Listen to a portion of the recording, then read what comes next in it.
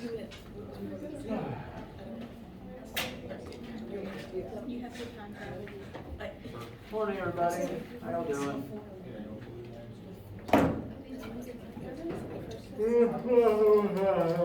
Write that down. It's on the test. All right, so I have and have prepared information to help with the test. Before I go over that, though, questions, needs, concerns from you guys?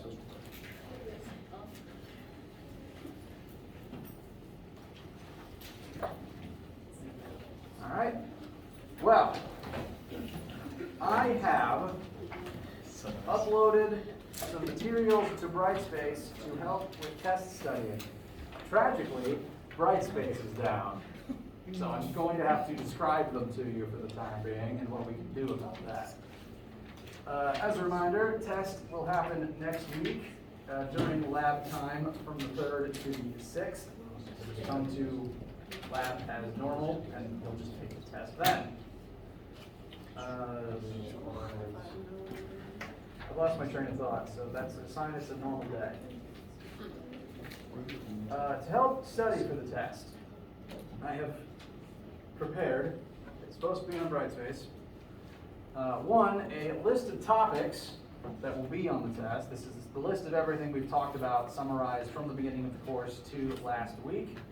And I have made a practice test. Said practice test, I always write my practice tests after I make the main test itself so that I know for a fact that I'm writing questions that relate specifically to the types of stuff that are on the test.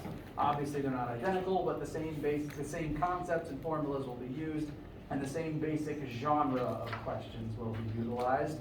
For example, the practice test might have a projectile motion question involving shooting a cannon off of a cliff, whereas the actual test may instead involve launching a watermelon off of a building.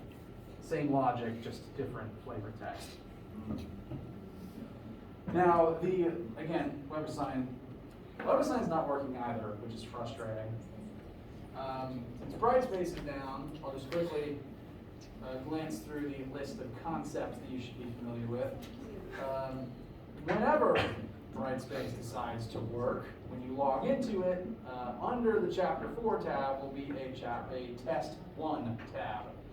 The tab will just say Test 1. When you click on it, the first thing you will see is this list.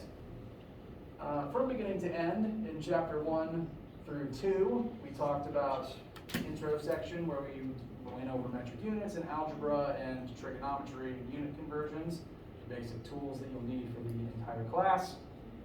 Then we discussed vectors versus scalars and looked at our first 3 vectors, displacement, velocity, and acceleration, and the first 4 formulas that summarize the relationships between them. After that, Chapter 3, we moved on from 1-dimensional vectors to 2-dimensional vectors and how we utilize trigonometry, SOHCAHTOA, to take an angled vector and break it down into its xy components to be able to understand it and add it to the xy components of other vectors. Additionally, this unit included projectile motion, which is again that type of question that involves launching things off of cliffs as it moves up, down, but also forwards at the same time. The last 2 weeks were spent on Chapter 4, which has been about force and Newton's laws. You will need to know Newton's laws, or at least be able to recognize them. In order, they are the law of inertia, F equals ma, and the action-reaction law. We talked about different types of forces, including gravity and how to calculate the weight of the object. Mass is not an acceptable answer, and 9.8 is not an acceptable answer. It's both of those together. Normal force is the force that all surfaces exert outward when as a reaction to something pressing into them. This is what holds you in your seat and what holds all my things on my desk. Friction is what happens when 2 objects slide across each other. There's 2 types of friction. Know the difference between them and be able to identify them. Tension is the force that a rope exerts inward on both sides. And the section that just says pulleys and ramps refers to utilizing those things in other examples. Pulleys exist solely to change the direction of ropes and to change the direction of tension. They don't change the amount of tension, they just change the direction. And when I say ramps, I am referring to this. The idea that on an incline, that's going to change the direction of normal force, which changes the relationship between normal force and gravity. The main thing that you will absolutely need about this is this triangle that shows the relationship between gravity and normal force on an incline. The angle between them is the same as the angle of the ramp. They add up to the net force that drags things down the ramp, and gravity is the hypotenuse of that triangle. You may scribble this on the margins of your formula sheet. I recommend doing that now.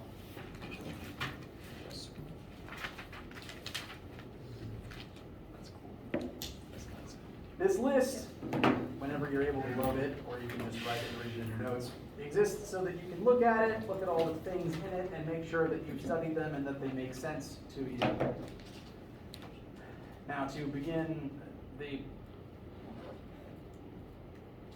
practice test that I have created, again, Brightspace is down, but if you didn't access it yet, I uploaded the updated copy yesterday. If you haven't accessed it since then and would like a copy sooner rather than later when Brightspace starts working, you can email me and I will send the file to you. I will be making an answer key for it so that you can just check your answers on that and check how I recommend doing the work. That can also be made available to you via email if Brightspace doesn't start behaving. I just checked, it's still not behaving. And this practice test is easily the best thing to practice for the test. Again, I wrote it as practice after having written the main test itself. So I know for a fact it covers the same things. If you can do the practice test, you'll be fine on the test.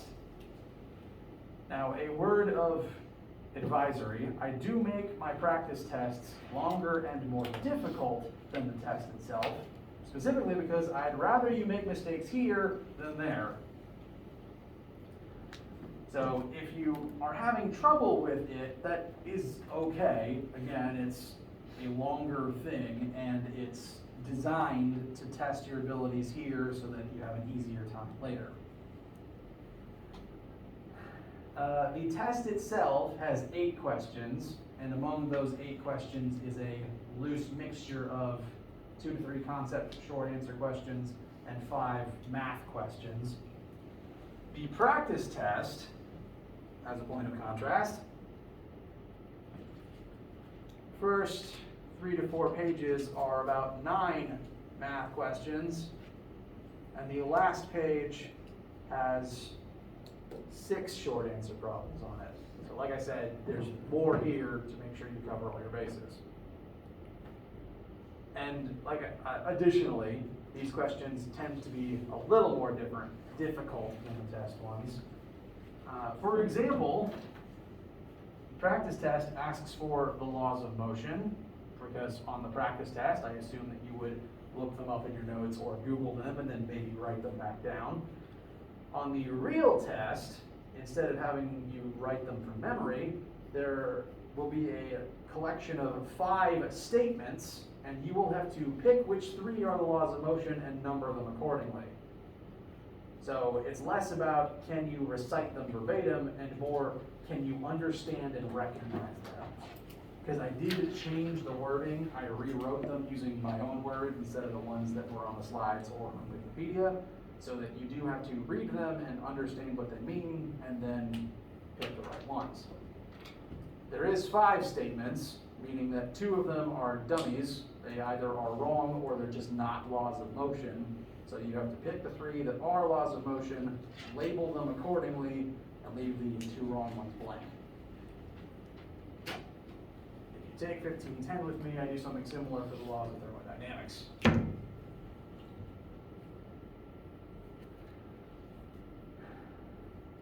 So this is the best thing to practice. Additionally, going back over old homework quizzes and labs is also good practice. Once WebAssign starts working again, I plan on changing the old assignments to where if you've got something wrong, it will tell you what the correct answer is so that you can check your work and make sure everything makes sense. And of course, I encourage you to email me literally any question at, again, literally any time. My plan for this lecture is, after I've covered all this info I have prepared, to open the floor for you guys to ask literally any questions that are on your mind. And we'll do the same thing on Friday, assuming that a hurricane doesn't happen. I keep having to be reminded because I have bad object permanence, it seems, or bad tornado, bad storm permanence if it's not actively happening yet. So if it becomes a problem, we just won't meet on Friday. But assuming we meet on Friday, that will be bring your questions, we make sure everyone understands everything day. I heavily encourage you to begin studying and to bring questions if we meet on Friday, because if you don't bring questions, I'm going to start talking about energy stuff from chapter 5, which we need to cover and learn about anyway. It's just technically new learning, and you want to make sure to prioritize the stuff that you need to cover. Make sure you bring your own questions, or alternatively, bring questions related to lightsabers and comic books, because I can talk about those for hours. So, I think I've gotten through everything I need to talk about for the test. Yes? If we needed to, would it be possible for us to like take the test at a different lab date that we usually have? Yes. Now, the reason that labs are like assigned different days is because there's only so much room in the lab room. And that people can swap lab days. Normally, I just need to know about it to make sure that you're not swapping into a section that doesn't have a seat for you. But for the test, we're going to take it in here, and there's definitely enough chairs in here. So next week, again, during lab days, the Monday the 3rd through Thursday the 6th, all you really need to do is show up to one of those lab slots to take the test. It doesn't have to be the one you take normally. As a reminder, those slots are Monday, Wednesday, and Thursday, 1:30 to 4:30, and the one at Tuesday is 8 a.m. to 11 a.m. I didn't pick it. You can come to any of those to take the test. It's the same test all 4 days, excuse me. When you show up, again, we'll be in this room. I'll put a sign on the lab door just to remind people. We'll be in here. I or Dr. Owens will be at the head of the room proctoring, answering questions, and you'll have the whole lab time to take the test so that you don't have to worry about rushing. Yes? Will we still meet that Friday on the 7th? I'm debating that, because we'll have just taken a test and I'll be time to grade things. At the very least, lecture on the 3rd and the 5th will just be study sessions, so attendance is very optional to those. I'm still debating Friday. I think I've already told some people that all of next week is study sessions, so we'll see. I'm leaning giving everyone the time off, especially since that's the weekend before fall break, I think. So, considering I already said to a few people that all next week is optional study sessions, we might just take that Friday off. Especially since, again, it leads before a long weekend. Thank you for asking, because I keep forgetting I need to condense it. Oh, another test fact. There's 8 questions on the test, and there's 105 points distributed amongst them. Each question says how many points it's worth. So if one's worth 5 points, it gives you an idea that you don't have to spend a long amount of time on it. If one's worth 20 points, that means it's a hard one, so it's okay if it's taking you a minute. All the points for all the questions add up to 105. A grade out of 100. So there's just bonus points built in. This is why you should try every question, give an honest attempt, and write down all your work and formulas, because that gives you points. And I don't like assigning a proper bonus question, because then you only get bonus points if you happened to know that one thing. This way, it just rewards you for going above and beyond on a couple questions. Basically, you create your own bonus points. Cool? Okay. That means there's a 15-point margin of error to get an A instead of a 10-point. How do you guys feel?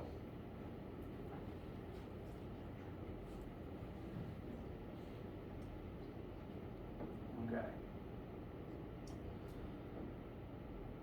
Test is designed to take an hour. You will have up to 3 so that you can work at your own pace. That's for a lot of reasons. Make sure you don't have to rush in or rush out. But it's designed to take you an hour. So you don't, like, just because we're using lab time doesn't mean you have to stay there the whole time. Once you're done, you can leave. It's just a comfort thing. And I honestly think you guys are going to do just fine. You're doing good on all the materials so far, and things are going smoothly, and I believe in you. Any questions about anything, including the test, or stuff from the study guide, or concepts you want to address or discuss or study?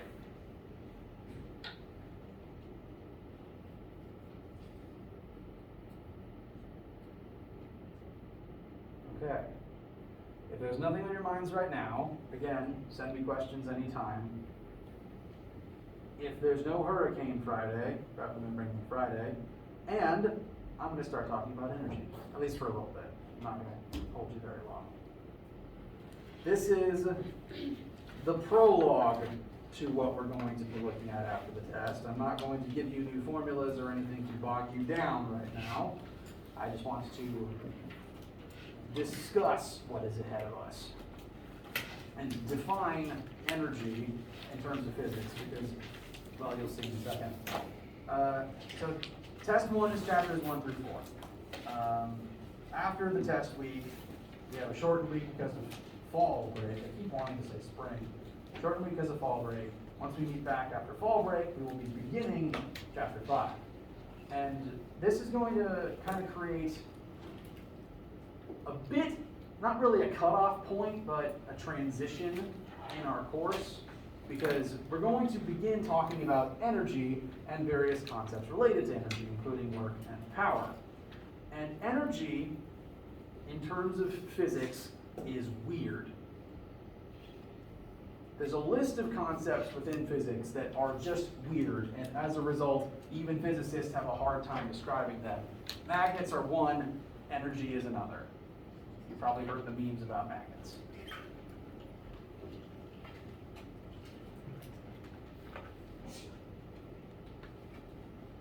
Pardon me, I just swallowed ice and I need to... Okay. Next. Once we begin talking about energy, chapter 5 is going to mark a small shift towards some weirder topics. Up till now, it's been force and motion, easily viewable things within the world around us. You directly perceive forces acting on you or that you exert on other things. You can see objects moving as a result. As we start talking about energy, we're going to begin peering, at least partially, into more of the invisible side of physics. Because you can't see energy. You also can't see momentum, and eventually you can't see other things we're going to discuss. You can't see pressure, and you can't see sound waves. Not very easily, at least. We're still going to be talking about physical things and describing about how all these concepts relate to your physical life on Earth, but it's going to be a small shift. We're going to look at the invisible stuff and the visible stuff. And that shift will continue if you take Physics 1510, because 1510 is pretty much entirely about esoteric energy-related topics. It covers heat and thermal, electricity, and light. So, starting now, and especially if you continue on in 1510, things are going to get speaking as a physics professional, things are going to get weirder. Energy is the beginning of that. Energy is weird because we don't really know what it is and still have a hard time describing it. We know energy exists because we see what happens when objects have energy and what they can do with energy. For example, your own body uses energy to do work and accomplish tasks. The physics definition of work is utilizing energy to exert force and move things some distance. So, fun fact, if your parents or guardians or people who bother you to make sure you're doing your schoolwork ever ask, have you done your work yet? You can physically lift a textbook and say, yes, I've done work. And you won't be lying. Work is just using energy to move stuff. So we know energy exists, we consume it, we use it, it exists all around us. The question is, my question to you is, have you ever seen energy? Have you ever looked at something and said, yep, that thing I'm looking at, that's energy itself?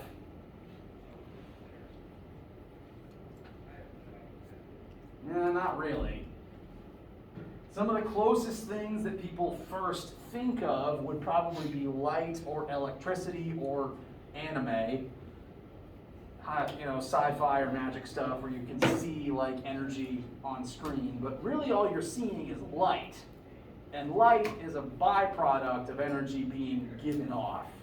Light is probably the closest thing that you've ever detected that is, like, light is the closest thing to energy that humans can directly perceive, but even then, light is its own thing, it's not pure energy.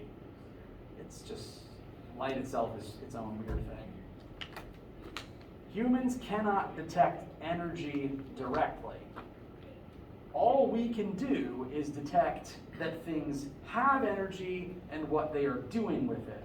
And emitting light is just one of those things you can do with energy. You need energy in order to emit light. That's true of electronic lights, that is true of lightning and Goku's hair.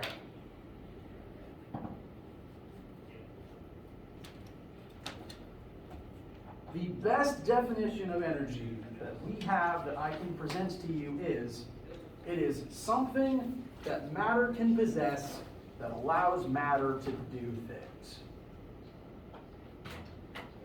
That's the definition. It's not any more concrete than that.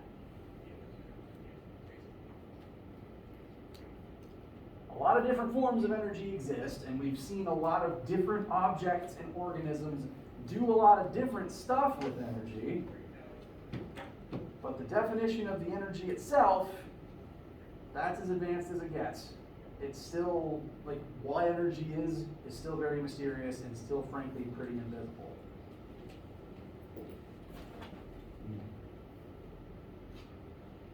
And so, as we begin describing energy and energy-related topics in Chapter 5, we're going to try to continue defining energy itself, try to identify different forms of energy, try to quantify the different things that can be done with energy.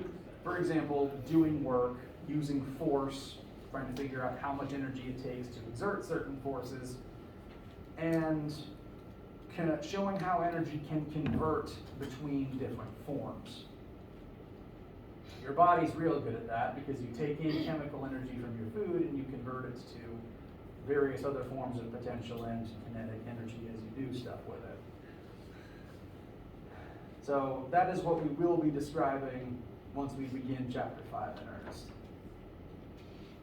I wanted to go ahead and define energy now because, again, it's weird. It's going to continue to be weird. Questions?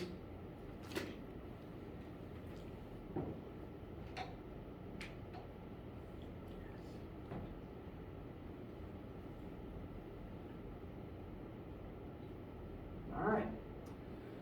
So, that's all I really wanted to present to you for right now. As a reminder, begin studying bring questions to Friday if we meet on Friday. If hurricane happens, I will let you know if we cancel classes. If we meet, bring questions so that we make sure to be discussing things that you need to hear and study. If you don't bring questions, I'm going to keep talking about energy, which again is fun and good, but just telling you what's going to happen. You're also allowed to distract me with comic book questions, so it'll be Friday, anyway. And if I don't see you for lab today, I will see you Friday if there is class, and Monday if there isn't. Have a good day.